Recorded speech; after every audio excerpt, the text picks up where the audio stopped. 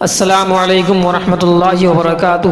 الحمدللہ رب العالمین والصلاة والسلام علی سید المرسلین وعلی آلہ واصحابہ اجمعین، اما بعد فاعوذ باللہ من الشیطان الرجیم، بسم اللہ الرحمن الرحیم۔ ناظرین، اللہ تبارک و تعالی قرآن پاک میں ارشاد فرماتا ہے، 15ویں پارے کی آیت ہے۔ اللہ ارشاد فرماتا ہے، سبحان الذی اسری بعبدہ لیلا من المسجد الحرام الی المسجد الاقصی۔ ترجمہ یہ ہے کہ پاک ہے وہ ذات اپنے خاص بندے کو لے گیا راتوں رات مسجد حرام سے مسجد اقصی تک، یعنی معراج کے حوالے سے اللہ نے قرآن میں یہ ارشاد فرمایا کہ حضور کو معراج ہوئی۔ حضرات، یہ مہینہ جو رجب کا مہینہ چل رہا ہے، یہ مہینہ نہایت ہی عظمت و برکت والا ہے۔ اس مہینے کی 27ویں شب کو حضور صلی اللہ تعالی علیہ وسلم کو معراج ہوئی۔ ناظرین، آپ خود اندازہ کریں کہ جس واقعہ کے بارے میں، جس معراج کے واقعہ کے بارے میں اللہ تعالیٰ خود قرآن پاک میں فرما رہا ہے، اور پھر اس کے بعد حضور صلی اللہ تعالی علیہ وسلم معراج کے سفر سے واپس آنے کے بعد کفار و مشرکین کے سامنے معراج کا پورا واقعہ بیان فرمایا، اور جیسا واقعہ بیان فرمایا اسی طرح پایا گیا کہ حضور کس طرح گئے مسجد حرام سے مسجد اقصی تک، عرش اعظم پر اللہ تعالیٰ سے ملاقات کس طرح کیے، سارا واقعہ سچ پایا گیا، اسی طرح پایا گیا۔ لیکن کفار و مشرکین جو تھے وہ سب سمجھ رہے تھے، جان بھی رہے تھے، لیکن ماننے سے انکار کر رہے تھے۔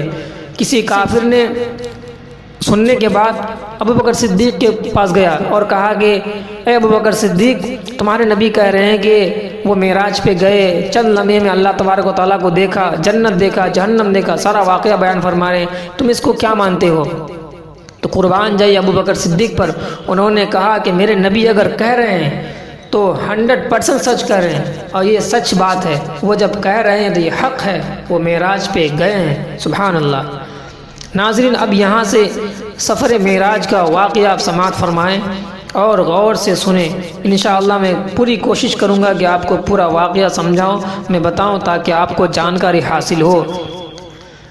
حضرات محترم، ہجرت سے تقریباً 5 سال پہلے رجب کی 27ویں رات کو حضور صلی اللہ تعالی علیہ وسلم حضرت ام ہانی کے گھر آرام فرما رہے تھے کہ اللہ تعالیٰ کے حکم سے حضرت جبرائیل علیہ السلام 50,000 فرشتوں کی جماعت لے کر 50,000 فرشتوں کی جماعت اور جنتی براق لیے حاضر ہوتے ہیں۔ حضور صلی اللہ تعالی علیہ وسلم سو رہے تھے، آرام فرما رہے تھے، جبرائیل ہاتھ باندھ کر کھڑے ہو گئے اور سوچنے پر مجبور ہو گئے۔ سوچا کہ اگر آواز دے کر جگایا تو بے ادبی ہو جائے گی، جگاؤں تو کیسے جگاؤں؟ حضرت جبرائیل علیہ السلام کشمکش میں کھڑے ہیں۔ اتنے میں اللہ تبارک و تعالیٰ کا احسان ہوا، اللہ تبارک و تعالیٰ کا فرمان ہوا۔ اللہ تعالیٰ نے فرمایا، اے جبرائیل، میرے محبوب کے دونوں پاؤں چوم لے، میرے محبوب کے دونوں پاؤں چوم لے۔ حضرت جبرائیل علیہ السلام نے، حضرت جبرائیل امین نے پیشانی حضور صلی اللہ علیہ وسلم کے مبارک قدموں پر رکھ دیے۔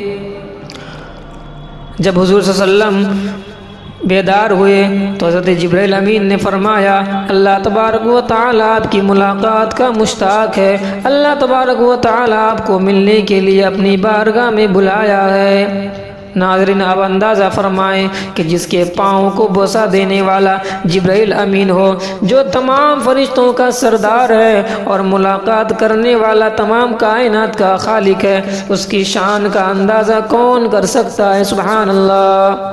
ناظرین، آپ نے سنا کہ جبرائیل اتنے بڑے فرشتے ہیں جو 50,000 فرشتوں کے لے کے آئے اور سب فرشتوں کے سردار ہیں۔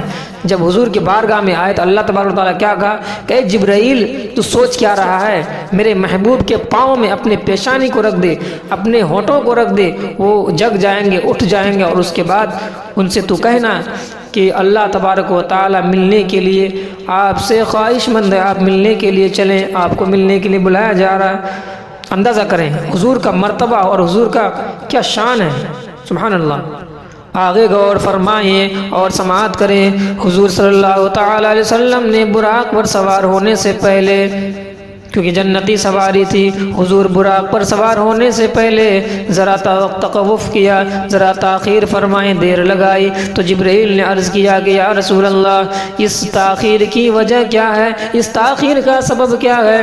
حضور صلی اللہ تعالی علیہ وسلم نے فرمایا میں سوچ رہا ہوں کہ آج میرے اوپر نوازشات خصوصی وقت ہے، آج میرے اوپر نوازشت و کرم کی خصوصی وقت ہے، ملائکہ میری خدمت کے لیے حاضر ہے، جنتی براق میری سواری کے لیے موجود ہے، حشر کی میدان میں میری امت کا کیا حال ہوگا؟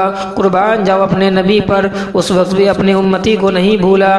حضرت جبرائیل کے سامنے حضور فرما رہے ہیں کہ اے جبرائیل میری امت کا کیا حال ہوگا اس دن جب پل صراط جو 50,000 سال کی راہ ہے، 50,000 سال کی راستہ ہے، بال سے بھی باریک اور تلوار سے بھی زیادہ تیز ہوگا اور ہر ایک کو اس سے گزرنا ہوگا۔ حضور نے کیا فرمایا کہ جو سواری آئے تھے حضور کے لیے سوار کرنے کے لیے، تو حضور سواری پر بیٹھنے میں تاخیر کی تو جبرائیل نے عرض کیا کہ یا رسول اللہ اس تاخیر کی وجہ کیا ہے؟ تو حضور صلی اللہ علیہ وسلم نے فرمایا کہ اے جبرائیل میں سوچ رہا ہوں کہ آج میں اتنی اچھے سواری پہ بیٹھ کر میں اللہ تعالیٰ سے ملنے تو جا رہا ہوں، لیکن میں سوچ رہا ہوں کہ جب قیامت کا میدان ہوگا، جب پل صراط ہوگا، اور پل صراط ایسا ہوگا کہ جس کی راستہ جس کی راہ جو ہے 50,000 سال کا ہوگا اور تلوار سے تیز ہوگا، بال سے بھی باریک ہوگا، اس سے میری امت کو گزرنا ہے، تو میں وہی یاد کر رہا ہوں کہ وہ حال کیسا ہوگا اور میری امت کیسے اس سے پار کرے گی۔ سبحان اللہ۔ پھر اسی وقت اللہ تبارک و تعالیٰ نے بشارت دی کہ اے محبوب آپ امت کی ہرگز فکر نہ کریں۔ اللہ نے کیا ارشاد فرمایا کہ اے محبوب آپ امت کی ہرگز فکر نہ کریں، ہم آپ کی امت کو پل صراط سے یوں گزار دیں گے کہ انہیں معلوم نہ ہوگا۔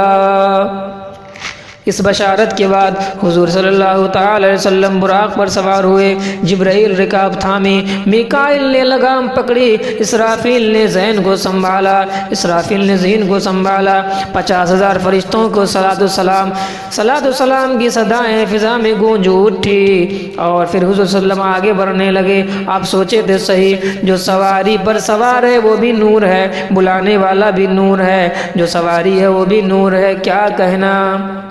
حضور صلی اللہ علیہ وسلم براق پر سوار ہو کر سفر کا آغاز کیا اور آگے بڑھے، چلنے لگے۔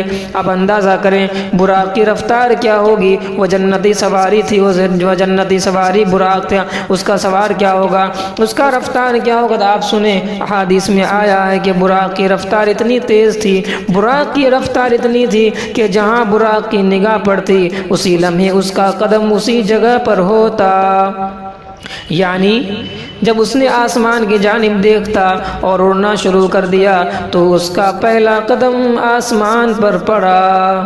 براق کی رفتار کا اندازہ کریں کہ جب وہ چلنے لگا، براق جب اڑنے لگا تو اس کا قدم وہیں پڑتا جہاں اس کی نگاہ ہوتی، تو اس سے مراد یہ کہ اس کی نگاہ اگر پہلے آسمان میں پڑی تو اس کا پہلا قدم کہاں پڑا؟